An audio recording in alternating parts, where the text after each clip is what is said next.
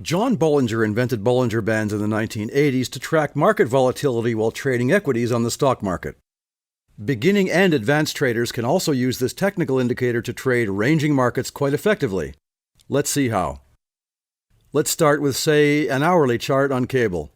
Our default is still called naked as it has no indicators, just candles.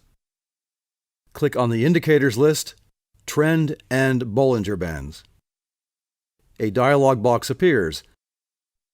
Bolinger Bands are made of three components: a 20-period moving average, an upper band at 2 standard deviations, and a lower band at -2 standard deviations. Standard deviation is a common mathematical formula and it looks like this. For most, or in fact all cases, these settings are fine and I would highly recommend that you do not change them, except maybe the color. Click OK. So here we have an upper Bolinger Band, a 20-period moving average, and a lower Bolinger Band.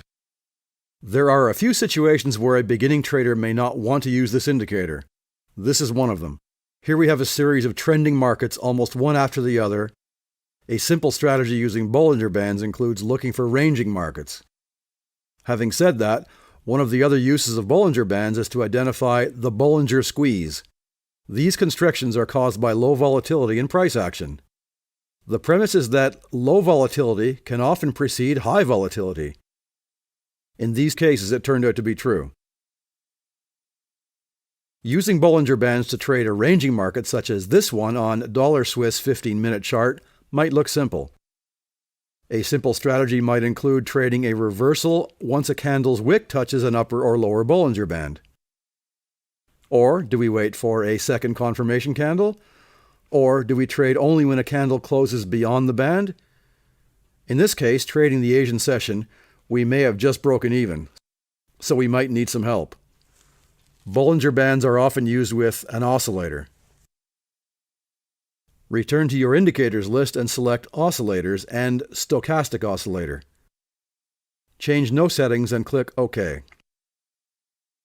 We will delve into these oscillators in our next video, but now we can spot signals from our Bolinger Bands which were not confirmed by the oscillator.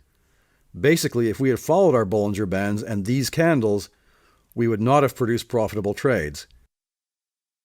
Using an oscillator to confirm a reversal would have worked here and would have had us waiting here while a better opportunity was about to present itself. We will have more about Bolinger Bands and oscillators in our education series. To review, in this lesson we covered setting up Bolinger Bands, the structure of Bolinger Bands, and using Bolinger Bands with an oscillator.